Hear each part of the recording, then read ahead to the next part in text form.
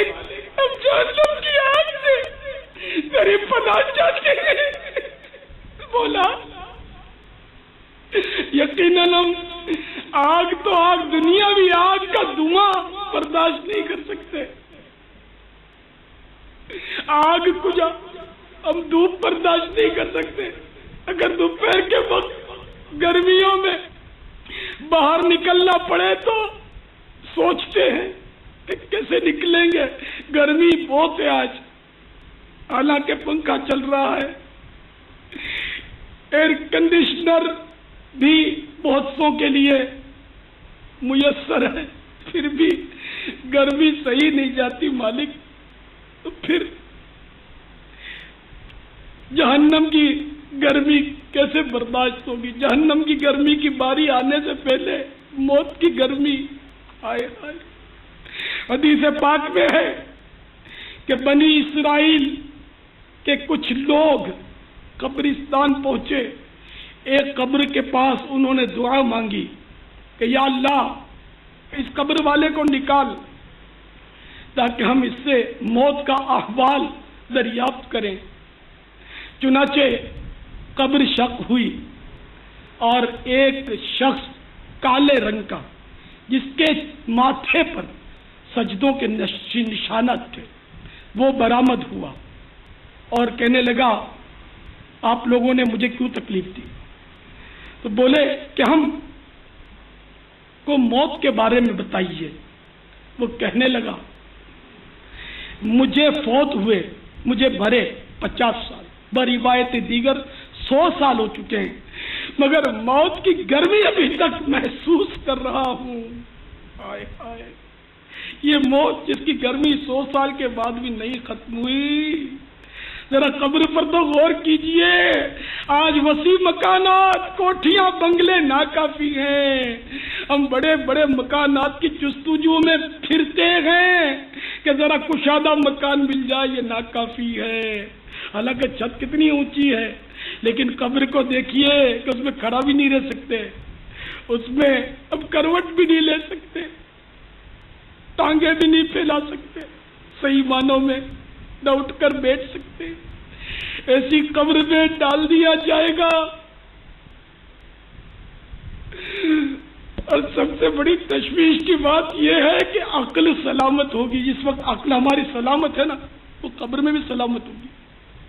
تب اسی موت کا انتظار کیے بغیر ابھی ذرا سوچ لیتے ہیں کہ جیتے جی ایک بار گالی نکالنے کے بدلے, یا ایک نماز قضا کرنے کے بدلے, یا ایک بار جھوٹ بول دینے کے بدلے, یا ایک بار کسی کا دل دکھا دینے کے بدلے, یا ایک بار ماں کی نافرمانی کرنے کے بدلے, یا ایک بار بدنگاہی کرنے کے بدلے, یا ایک بار فلم دیکھنے کے بدلے, یا ایک بار گانا سننے کے بدلے ہمیں پکڑ کے کوئی قبر میں ڈال دے اور پھر سینے رکھ کے بند کر دے اور کہہ دے کہ ہم آپ کو 5 منٹ کے بعد نکال لیں گے.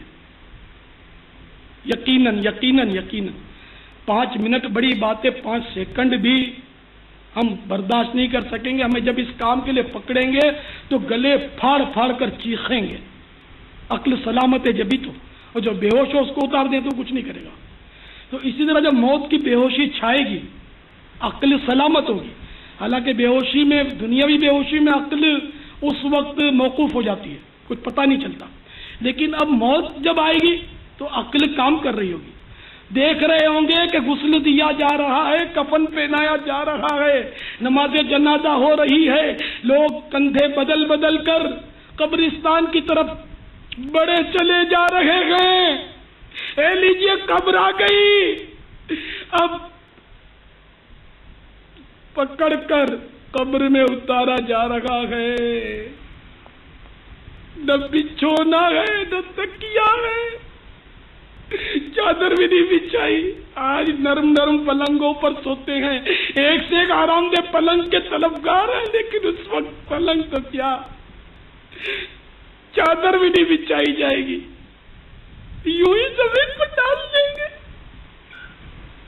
مٹی میں ڈال دیں گے, تکیا بھی نہیں دیں گے, پنکھا بھی نہیں لگائیں گے, بتی بھی نہیں لگائیں گے.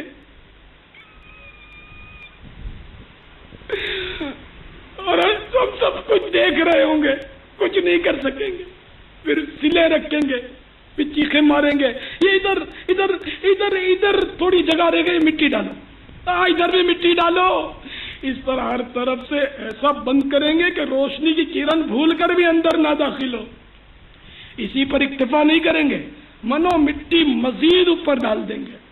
عقل سلامت ہے، آپ سوچ لیجئے کیا ہوگا اگر رب کی رحمت کا ساتھ نہ ہوا تو کیا ہوگا، اگر رب ناراض ہو گیا تو کیا بنے گا، اگر ہماری نافرمانیوں کے باعث مصطفیٰ روٹھ گئے تو کیا ہوگا، کیا ہوگا۔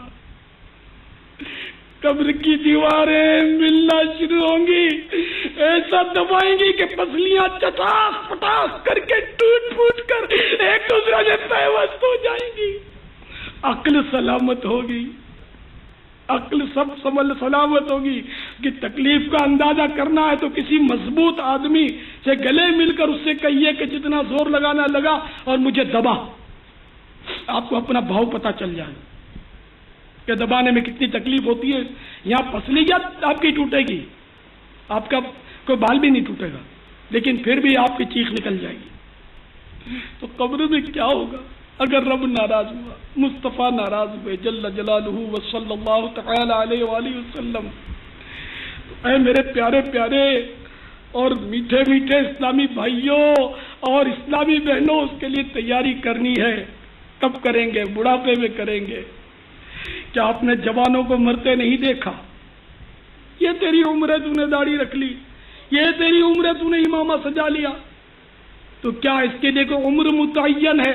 جب بندہ بالغ ہوتا ہے وہ مکلف ہو جاتا ہے، اور اب اس کو جو جو فرض اور واجبات اس پر ہوتے چلے گئے وہ اس کو ادا کرنے، اس میں عمر کا کوئی سلسلہ نہیں۔ تو جو کرنا ہے وہ کل پر ڈالنا، یہ شیطان اور نفس کی شرارتیں ہیں۔ آج اور اب بھی ہونا چاہیے، آہستہ آہستہ کریں گے، آہستہ آہستہ کوشش کریں گے، آہستہ آہستہ، ارے آہستہ آہستہ نہیں، تیزی سے۔ آپ جتنی بھی تیزی دکھائیں موت اس سے بھی تیزی سے آ رہی ہے۔ جی ہاں، ہم میں سے کوئی نہیں جانتا کہ ہم آج سورج طلوع ہوتا دیکھیں گے یا نہیں، یقینی طور پر کسی کو معلوم نہیں۔ پروگرام بہت ہیں، لمبے لمبے، معلوم نہیں، کیا پتا آج کی رات ہماری آخری رات ہو۔ تو اس لیے جو کچھ کرنا ہے وہ آج اور ابھی نیتیں کرنا ہے، ابھی سے طے کرنا ہے، توبہ بھی کرنا ہے تو آج اور ابھی کرنا ہے۔ استغفر اللہ، توبوا الی اللہ، صلوا علی الحبیب، توبوا الی اللہ، استغفر اللہ، صلوا علی الحبیب صلی اللہ تعالی علی محمد۔ حضرت سیدنا شفیق بلخی علیہ رحمت اللہ القوی کا ارشاد ہے، لوگ 4 چیزوں کا دعویٰ کرتے ہیں مگر ان کا عمل ان کے دعوے کے خلاف ہے۔ نمبر 1، ان کا زبانی قول تو یہ ہے کہ ہم اللہ عز و جل کے بندے ہیں، مگر ان کے عمل آزادوں جیسے ہیں۔ نمبر 2، کہتے ہیں کہ اللہ تعالیٰ ہی ہماری روزی کا کفیل ہے، مگر وہ بہت کچھ مال و دولت جمع کر لینے کے بعد بھی مطمئن نہیں ہوتے۔ نمبر 3، کہتے ہیں کہ دنیا سے آخرت بہتر، مگر وہ صرف دنیا ہی کی بہتری کے لیے کوشاں ہیں۔ کہا کرتے ہیں، نمبر 4، کہا کرتے ہیں کہ ہمیں ایک دن ضرور مرنا پڑے گا، مگر زندگی کا انداز ایسا ہے کہ گویا کبھی مرنا ہی نہیں۔ اے میرے میٹھے میٹھے اسلامی بھائیوں، اللہ تعالیٰ آپ سب پر رحم و کرم فرمائے۔ واقعی مقام غور ہے، یقیناً ہر مسلمان یہ اقرار کرتا ہے کہ میں پروردگار کا بندہ ہوں، اور ظاہر ہے بندہ پابند ہوتا ہے، مگر آج کل اکثر مسلمانوں کے کام آزادوں والے ہیں۔ دیکھیے، جو کسی کا ملازم ہوتا ہے وہ اس کی مرضی کے مطابق ہی کام کرتا ہے۔ یقیناً ہم اللہ تعالیٰ کے بندے ہیں اور اسی کا رزق کھا رہے ہیں، مگر افسوس ہمارے کام کامل بندوں والے نہیں۔ اس کا حکم ہے نماز پڑھو، مگر سستی کر جاتے ہیں، رمضان کے روزوں کا حکم ملا ہے لیکن نہیں رکھ پاتے. اسی طرح دیگر احکامات خداوندی عز و جل کی بجا آوری میں سخت کوتاہیاں ہیں. دوسرا دعویٰ یہ اللہ ہی روزی دینے والا ہے.